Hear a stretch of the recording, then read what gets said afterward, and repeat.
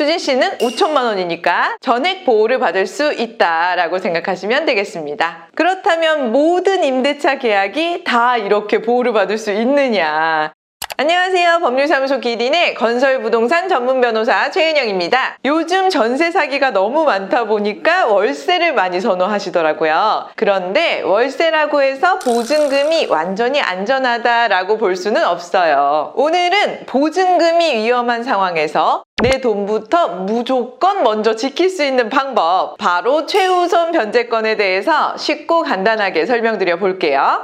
취준생이었던 수진 씨가 어느 날 서울에 있는 직장에 합격을 하게 됩니다. 그래서 회사 근처에 자취방을 알아보게 되는데요. 이때 보증금 5천만 원에 월세 70만 원짜리 오피스텔이 수진 씨 눈에 띄었어요. 이렇게 수진 씨는 2025년 1월에 이 집에 이사도 하고 전입신고도 마치고 살기 시작했습니다. 그런데 5개월 뒤에 집 우편함에 이상한 서류를 발견하게 되는데요. 바로 집주인이 은행 대출금을 갚지 못해서 이 집이 경매에 넘어간다 라는 내용이었어요. 이럴 때 수진 씨의 보증금 5천만 원을 모두 돌려받을 수 있는 제도, 바로 그게 최우선 변제권이에요. 이 제도는요, 한마디로 집이 경매에 넘어가도 이자를 못 받은 은행보다 수진 씨가 먼저 보증금을 받을 수 있게 만들어 놓은 제도다라고 생각하시면 되는데요. 이 최우선 변제를 받으려면 두 가지 조건이 필요합니다. 첫 번째는 대항 요건이 충족돼야 하는데요. 이건 어렵지 않아요. 이 집이 경매에 넘어가기 전에 전입신고를 하고 살고 계시면 되는 거예요. 수진 씨의 경우에는 당연히 인정된다고 할 수 있겠죠. 그 다음 두 번째 조건이 정말 중요하고 확인을 잘 해보셔야 될 부분인데요. 바로 수진 씨의 보증금과 월세가 법에서 정해놓은 소액 임차인에 해당되어야지만 최우선 변제권을 행사하실 수가 있습니다. 이 소액 임차인이라는 것은 아무래도 보증금 금액이 작은 사람들에 해당이 되기 때문에 사회적으로 봤을 때 이러한 사람들의 보증금은 보호해줄 필요가 있다라고 판단을 해서 법적으로 최우선으로 가져갈 수 있습니다 라고 보호해주는 거거든요.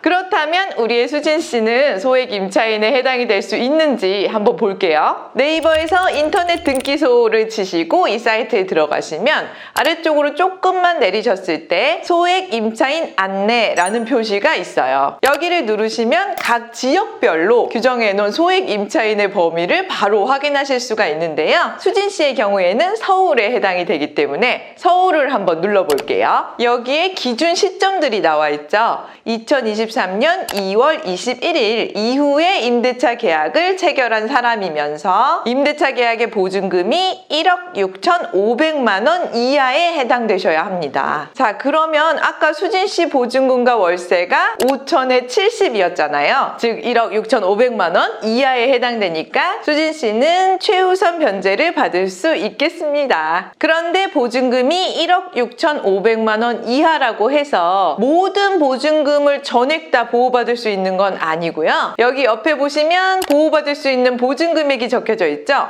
바로 5,500만 원. 그렇기 때문에 수진 씨는 5천만 원이니까 전액 보호를 받을 수 있다라고 생각하시면 되겠습니다. 그렇다면 모든 임대차 계약이 다 이렇게 보호를 받을 수 있느냐? 그건 아니겠죠. 자, 이제 민수 씨 얘기를 제가 해드릴 텐데요. 서울 중심가에 낡은 주택이 하나 있었는데요. 이 주택의 주인은 이 건물을 싹 리모델링해서 임대를 줘야 되겠다라는 생각을 합니다. 그래서 2015년 2월 달에 이 건물을 담보로 해서 은행에 대출을 받게 돼요. 건물을 담보로 대출을 받는 경우에는요, 은행이 이 건물의 근저당권을 설정하게 되는데요. 근저당권이라는 건 어려운 거 아니고요. 은행이 이 건물은 내가 담보로 붙들고 있어요 라는 거를 부동산 등기부에 떡하니 적어 놓은 거예요. 자, 이렇게 리모델링을 한 게 2015년이었는데요. 10년이 지난 2025년에 민수 씨가 이 집을 보증금 1억 원 그리고 그리고 월세 50만 원의 임대차 계약을 체결하게 됩니다. 그리고 수진 씨와 마찬가지로 민수 씨는 이 집에서 몇 개월 살고 있었는데 은행이 이 집을 경매에 넘기게 됩니다. 민수 씨 역시 깜짝 놀라기는 했지만 최우선 변제권이라는 게 있다고 했지 어렴풋이 들어서 안심하고 있었습니다. 민수 씨의 경우에도 2023년 2월 21일 이후에 계약한 경우에 해당이 되고 보증금 역시 1억 6,500만 원 이하에 해당이 되기 때문에 5,500만 원까지는 최우선 면제 받을 수 있지 라고 하면서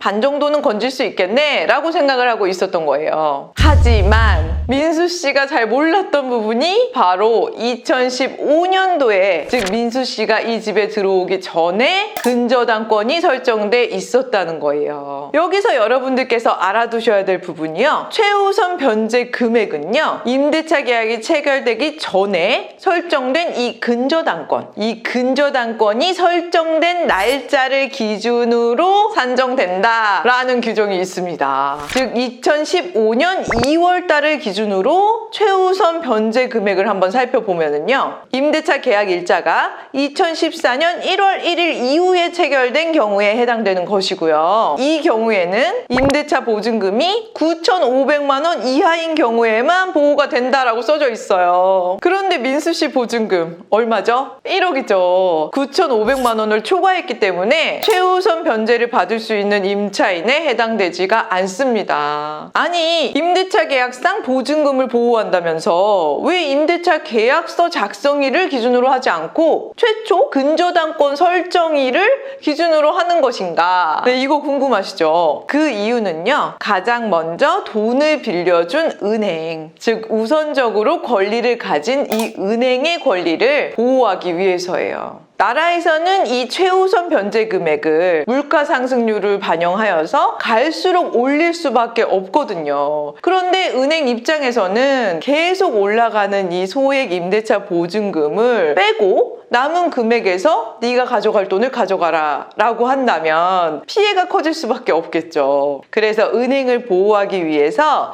최초의 근저당권 설정한 그 시점 기준으로 최우선 변제가 되는 임차 보증금은 고정하는 거예요. 이렇게 민수 씨 같은 피해를 입지 않으시려면요. 반드시 임대차 계약 체결하시기 전에 인터넷 등기소 들어가셔서 부동산 등기부 등본을 발급하시고 을구에 있는 근저당권 접수 날짜를 반드시 확인하시면 되는 거예요. 그 시점을 기준으로 정해져 있는 소액 임대차 보증금 그 범위 이내로 보증금을 책정하셔서 임대차 계약을 체결하시는 것이 가장 안전한 방법이다라는 것이죠. 만약에 민수 씨가 아닌 수진 씨의 경우처럼 은행에서 설정한 근저당권은 없었다라고 하는 경우에는요. 보증금을 가장 먼저 회수하기 위해서 경매 절차가 진행되고 있는 법원에 배당 신청을 하시면 되는데요. 임차인이 적극적으로 이 배당 절차에서 저 임차인인데 최우선 변제 받아야 돼요 라고 권리 신고를 하시고 그 다음에 배당 요구 신청서까지 제출하시면 배당금으로 최우선 변제 보증금을 받으실 수가 있습니다.